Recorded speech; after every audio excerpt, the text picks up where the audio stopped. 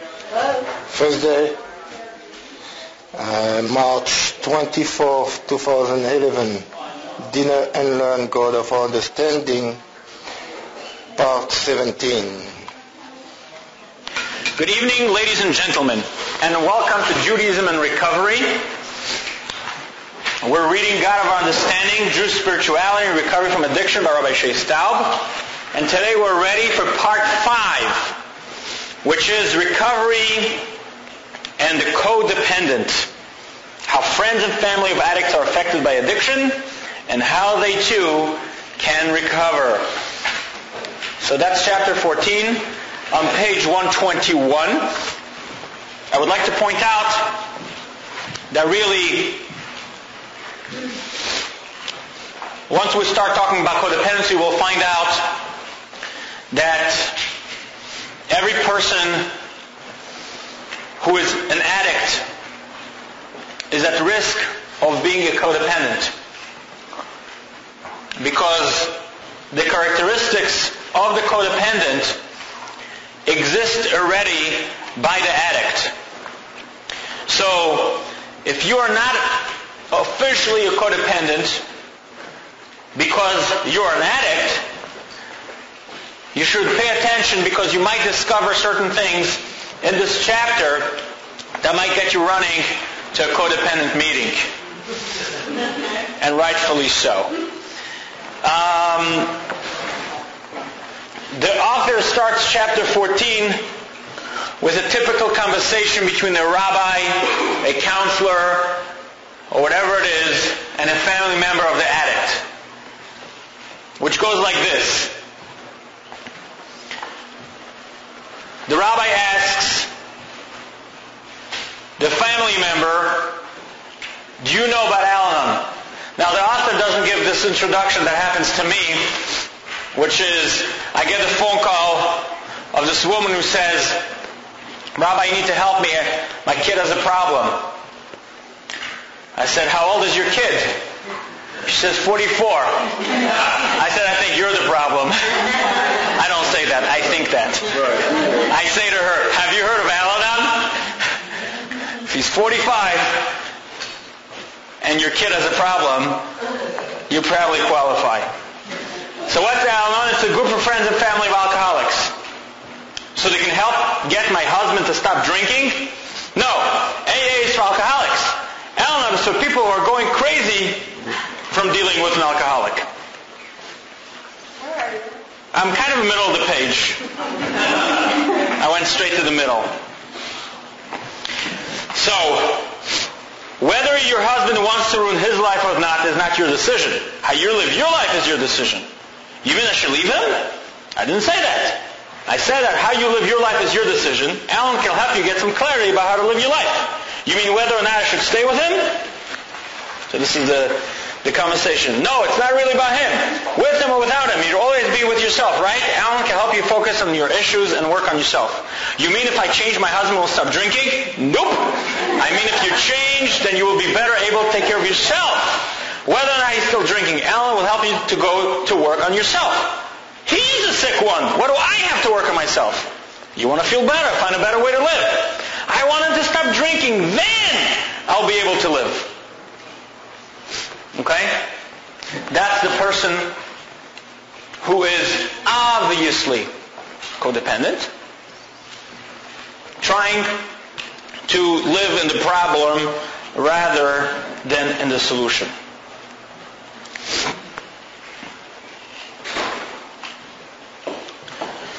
In the middle of the page, this woman didn't need to tell me how crazy her life had become. She didn't have to tell me how she had been living for a year with a constant endless loop in her head saying, when he stops drinking, life will be good. I must get him to stop and life will be good. No matter what, I will get him to stop. When he stops drinking, life will be good. Neither did she need to tell me about the other endless loop saying, this is the last time, you'll never let him do this again, you're going to leave him, this is the last time. These are the codependence mantras, a mind-numbing sort of self-hypnosis in automatic survival mode. Constant loops playing in the mind. A life deferred to obsessive thoughts about someone else. A life deferred, which means I am deferring living my life for myself I'm taking a break of that so I can obsess about someone else's life. This is the insanity of addiction as it plays itself out in the life of the non-addict. There's a name for this unmanageability. It's called codependence. There's a recovery from codependence. But we have to recognize it first. We have to say its name. So what's a codependent? You can see on page 123. There is the denial patterns, the low self-esteem patterns, the compliance patterns, and the control patterns. Now look it up. And an example of a denial pattern is, I perceive myself as completely unselfish and dedicated to the well-being of others.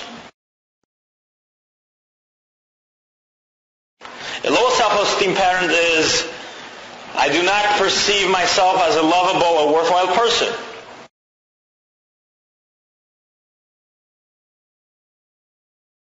Compliance patterns is, I put aside my own interests and hobbies in order to do what others want.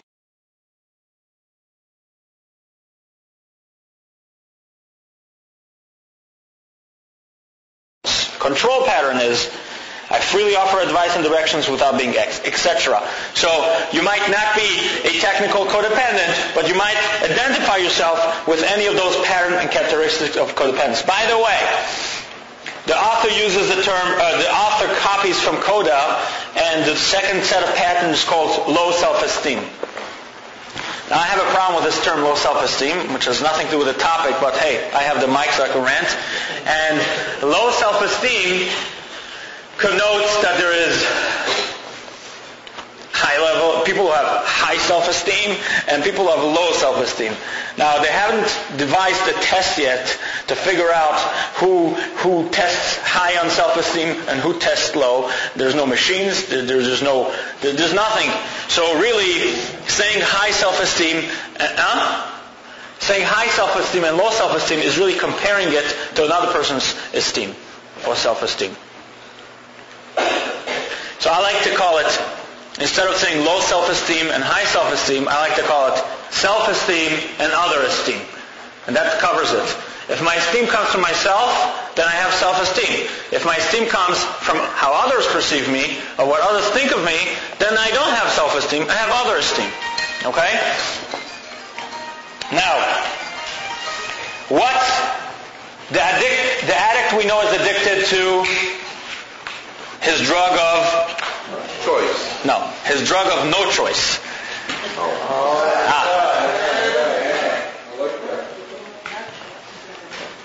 The codependent is addicted to the addict. There's an old joke. Anyone can be an addict, but to be a codependent, you got to know somebody. Most of us have probably heard at some time that addiction is a family disease. The addict is the most obvious symptom bearer, what psychologists call the identified patient. But anyone caught in the addict's chaotic existence is just as sick. And the key word here is caught. Okay? Because you can be around their chaotic existence and it doesn't affect you. But once you get caught in their chaotic existence, once you're living the drama, then you are as sick as they are. This is not meant to spread blame, which means to take it away from the addict and instead to put it on the family member. It's just a fact. And just as the addict is not a fault for being an addict, so two people who find themselves enmeshed in the addict's drama are not bad or weak either. Like the addict, they suffer from a malady of the mind, heart, and spirit. And just as the addict can recover, they too can recover. So there is actually a need to recover from that condition. And in the chapter, we're going to talk about what that condition is. It's a spiritual condition that needs a spiritual solution.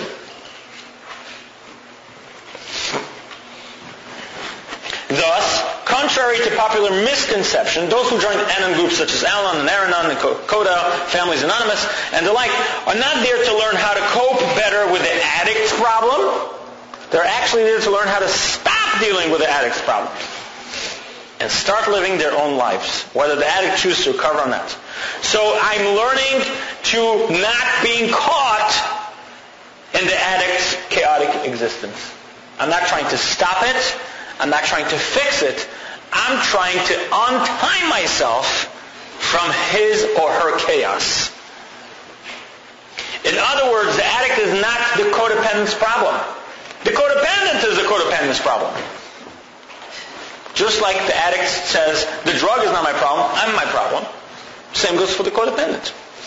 This explains what both statistics and experience have shown, that those who have been brought up in homes with addiction or have been married to addicts and do not seek their own recovery almost invariably find themselves returning to a relationship with still other addicts despite the most prodigious effort to avoid it. So when the family member says, oh, I can't deal with my wife anymore, she's an alcoholic, and therefore I'm going to leave her, statistics show that I will go leave her maybe, but I will marry another alcoholic. Because the codependent is still codependent, regardless if the addict exists or not.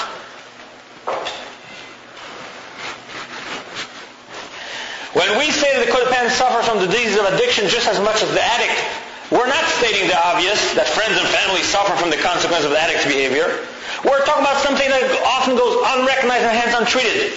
That friends and family of the addicts are addicts themselves. They may not be addicted to alcohol, drugs, gambling, sex, and so forth, although codependents can be addicts as well. The codependent is addicted to the addict, period. So I have an addiction, and my addiction is an addict. Hence the term codependent. The addict is dependent on the drug, and I'm dependent on him, on her. So I'm codependent. So, how is that a spiritual condition? What does this have to do with recovery? Apparently, this is just a psychological problem. Something to be treated, maybe. But when we talked in the beginning chapters about addiction, we said addiction cannot be just treated as a psychological problem. It has to be treated also as a spiritual problem. So what's the spirituality here?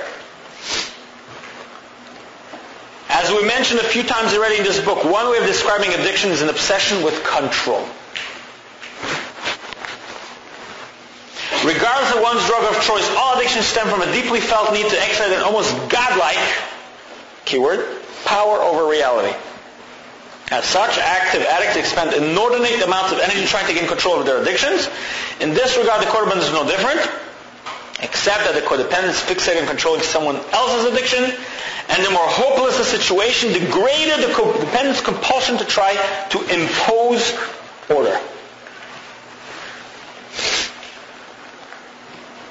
So I am trying to play God.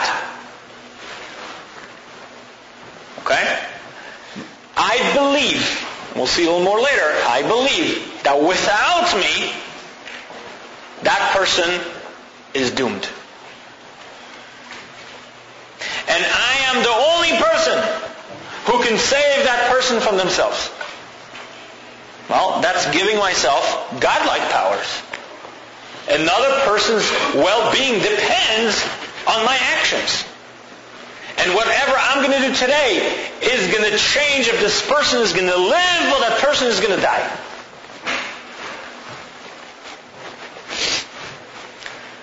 Those unacquainted with the dynamics of codependency may find this baffling. If the codependent wants control, then why look for it amid chaos? Go find a situation that's easily controllable and go control that. No.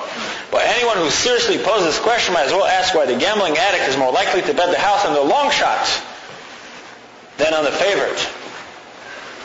It is the heartbreaking futility of it all, the almost hopeless chance of beating the odds that seem to be so inexplicably enticing. In other words, codependency-like addiction is the obsession with controlling the uncontrollable. Or to die trying. I don't want to control things that anyone else can control. That's for humanoids. I want to control things that are uncontrollable because I have godlike powers.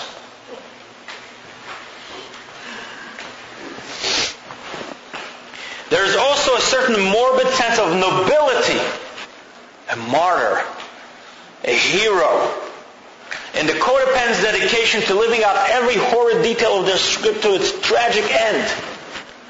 I'm going to be the one who's going to do this.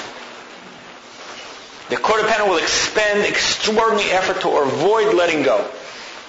Something that he or she sees as an unforgivable betrayal. And we'll see that actually, because of the spiritual condition of the codependent, he can't let go. That's not that he won't. It's that he can't. Indeed, much like the addict, the codependent is often a romantic and an idealist. Both addicts and codependents are prone to act recklessly in pursuing their wistful dreams of perfection, and both seem to have an uncanny knack for quickly forgetting and justifying the dire consequences of their indiscretion. In this way, addicts and codependents are often drawn into living out each other's unrealistic fantasies. Those goes the old joke. How do you know when an addict and a codependent are on a second date? There's a U-Haul in the driveway. Okay.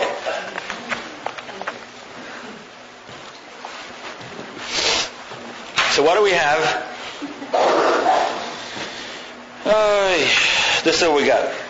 One of the defining components of the codependent personality is the lack of self-concept. Hence another old joke told in the recovery circle.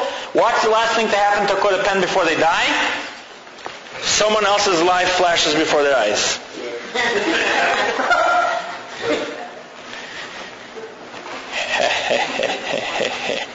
The field of psychology may offer insight into why a person fails to develop an adequate sense of identity, but in recovery we're more interested in how it affects the individual in the present.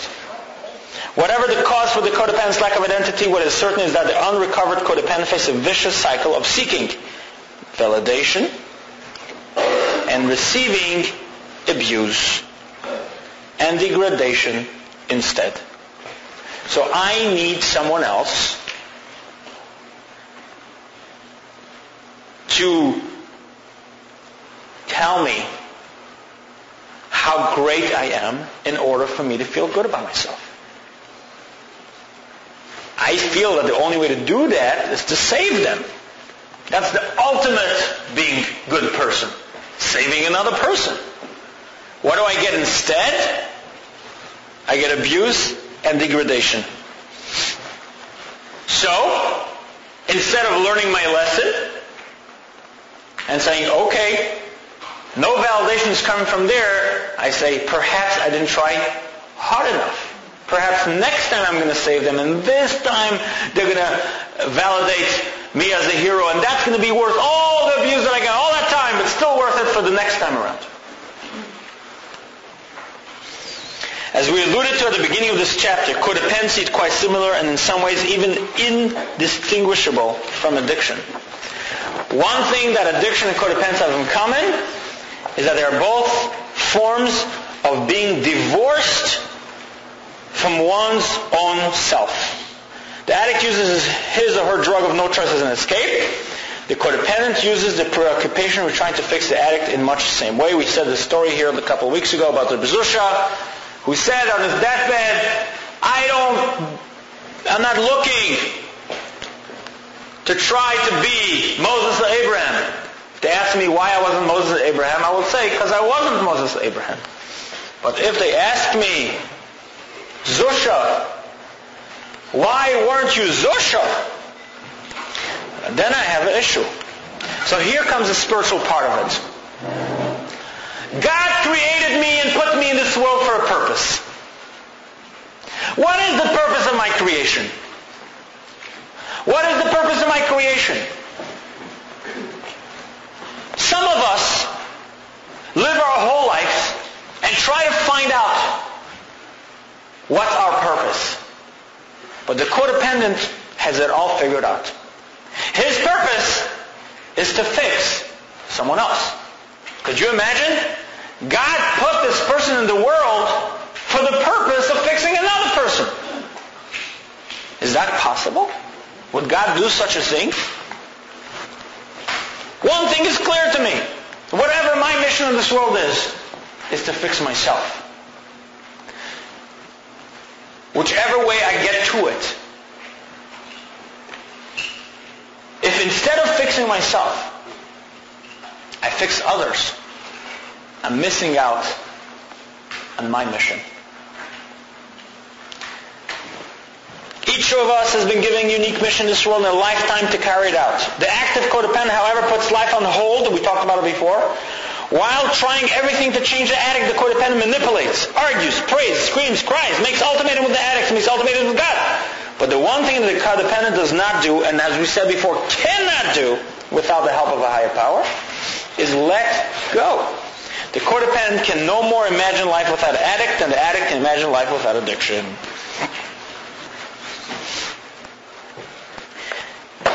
Of course, it is not the codependent's true mission in life to change the addict. It is the addict's mission in life to change the addict. Thus, and this is the bottom line of the spiritual disease of codependence, thus, the codependent lives in a state of disconnect from his or her own God-given purpose. God gave me a purpose of living, and by living a life that's not fulfilling that purpose, I am disconnected from God. Because my only way to connect to God, as we spoke in previous weeks, is through fulfilling God's will for me. If I don't fulfill God's will for me, I'm fulfilling God's will for another person, then I don't have that relationship going. So here's one of the spiritual symptoms of codependency.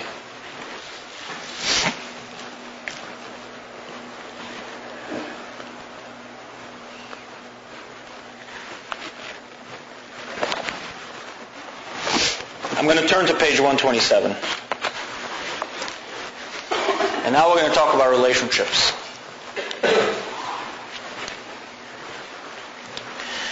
The paradox of codependency is that while it expresses itself in the form of a relationship with another person, it is the complete opposite of a relationship. Codependency is actually the inability to relate, genuinely to another human being. Indeed, both codependents and addicts are often described as intimacy cripples.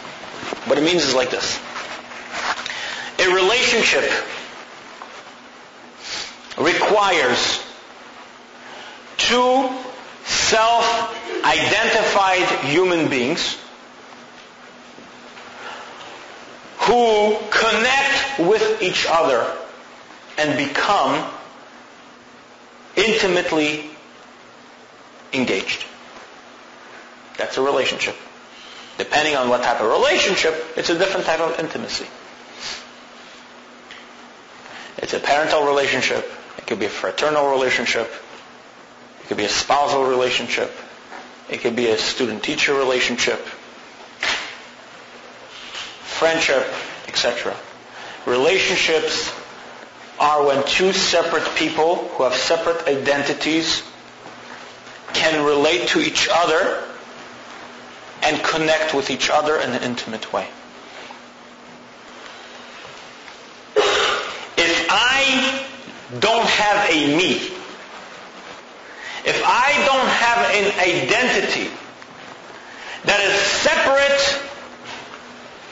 from my relation with others, in other words, if I have only other esteem, but I don't have self-esteem, I cannot truly be in a relationship.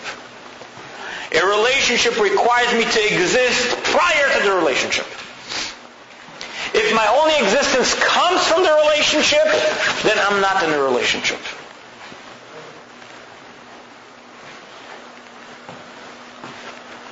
I'll clarify that again.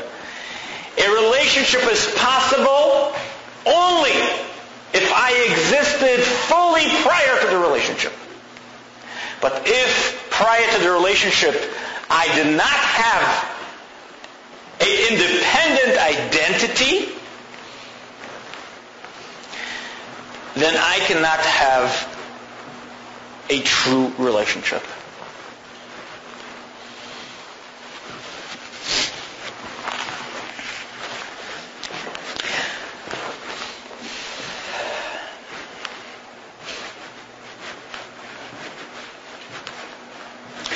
What it means is, if Donna have a middle of the page, if I have an autonomous identity, then I can be involved in a real relationship with another person. However, if I look on the relationship to gain my identity, then neither of us is connecting to the other. In other words, the basis for the inability to relate to others is the inability to relate to self. The codependent has a profound lack of self-concept, which manifests as emotional dependence on others. The desperate search for personal identity makes it impossible to experience a genuinely intimate relationship. When I am connecting to others, I am looking for something for myself. Validation. I'm here on a business deal.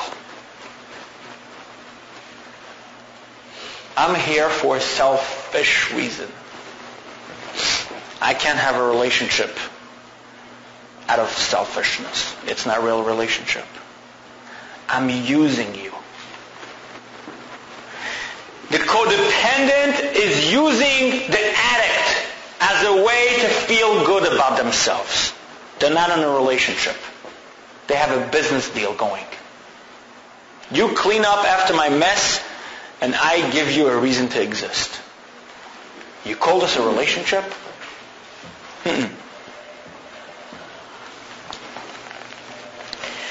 Codependents, just like addicts, are actually emotionally unavailable to enter into a relationship. The only difference is that whereas the antisocial aspect of addiction may be more apparent, the fact that the codependent is equally unavailable for intimate relationships can be harder to detect. Oh, he's a very personable person. She's out there all day taking care of him. It's so beautiful. The addict's unsavory shenanigans clearly mark him or her as someone who, to borrow a phrase from kindergarten reports, does not play well with others. Even as the codependent may seem like a devoted or caring spouse, parent, friend, sibling, and so forth, but this ability to fool others is of no benefit to the codependent. It only serves to provide the needed cover for the codependent to persist wasting his or her life away in an unhealthy situation while appearing all the while to be the normal one. Now, he's the other guy going crazy, high on crack. I'm normal. I'm a devoted spouse. I'm a devoted mother. But in reality, as the author wrote earlier, oh no, it's a little later, I don't share love. I trade it. I am here because I need something out of you. Because I am not me without you. I'm desperate. I'm clinging on to desperate life. To your disease. To your drama. To your dysfunctionality. Because without it, I have no way of knowing that I'm worthy.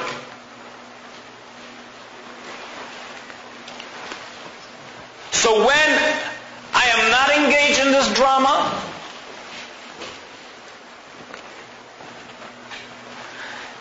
then I think I'm not worthy. I truly believe I'm not worthy. Anybody wants to be in a relationship with a person who's worthless? No. Okay? Then I can't be in a relationship.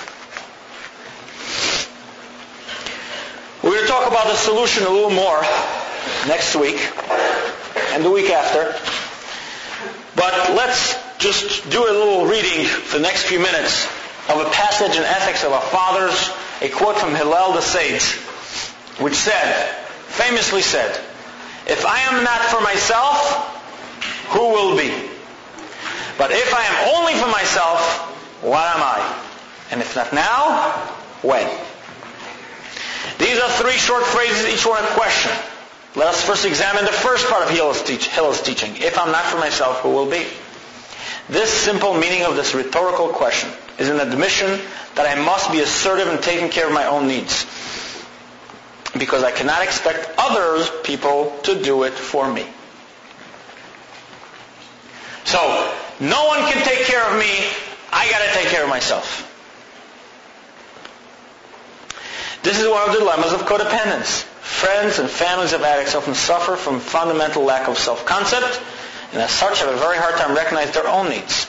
They focus on fixing, changing, rescuing, blaming the addict, but rarely, if ever, look at what they can do for themselves. And when we tell them, go to Al-Anon, they're like, why would I do that?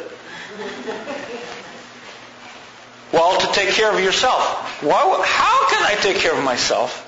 Someone's dying over here.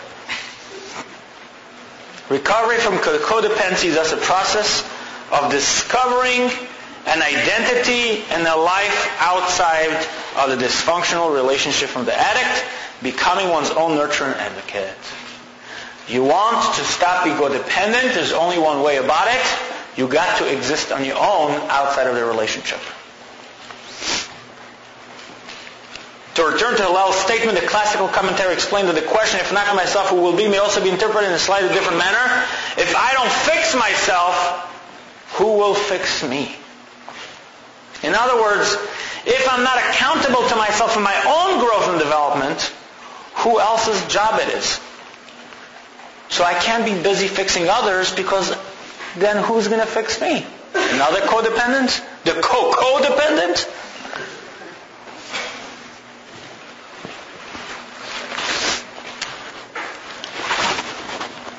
Page 129 on top. In so doing, the codependent is then able to fulfill the second part of Hillel's teaching.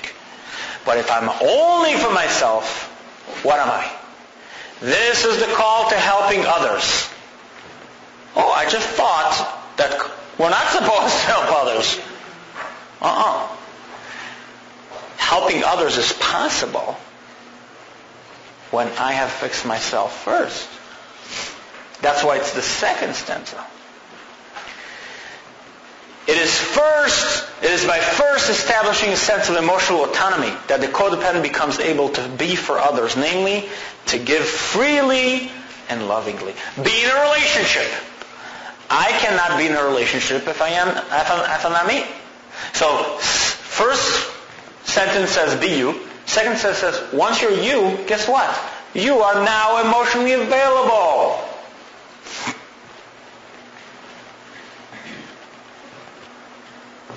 It is perhaps the great paradox of codependency that as much as unrecovered codependents are obsessed with helping other people, they are actually incapable of truly giving. Why? Active codependents do not share their love, they trade it. They have a hard time seeing love as anything else but as a bargaining chip to be cashed in for safety, security, and validation. So I am not capable of being there for others. Even when I give, it's not for others. It's for myself.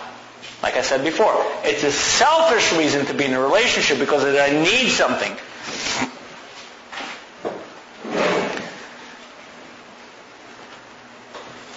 They're typically obsessed with making themselves irreplaceable in someone else's life. In recovery, and here's the solution, the codependent discovers that he or she is an intrinsically worthy child of God who can love others altruistically without any need for reward, because I am worthy without their love too.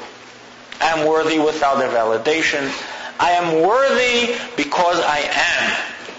Period. And if I am worthy because I am, then I can give to others freely, and it doesn't cost me anything, and I'm not buying anything else in return. The last question of Hillel is the ultimate victory in recovery from codependence, and when the codependent sees the fruition of Hillel's third teaching, if not now, when? Rather than waiting for the addict to get better or for the fulfillment of any other condition that a codependent has placed on his or her own happiness, the codependent embraces life and lives fully in the now. Nobody and nothing need be any different from what they are at this moment. For as the codependent comes to learn, we are free at all times to choose peace of mind and happiness for self, regardless of the choices that other people make for themselves. And this is where the core of the recovery from codependence is, which is acceptance is the answer to all my problems today. All my problems today. People, places, and things I cannot control. Everything, nothing, absolutely nothing, happens in God's rules by mistake. And therefore, I don't need to fix it, because there is no mistake. The fact that a loved one is struggling with addiction is a challenge that God gave to them. My challenges are what I'm supposed to focus on. And every single minute that I spend focusing on someone else's disease and problems, I am missing out the boat on checking out my problems and myself, which is my godly mission in this world.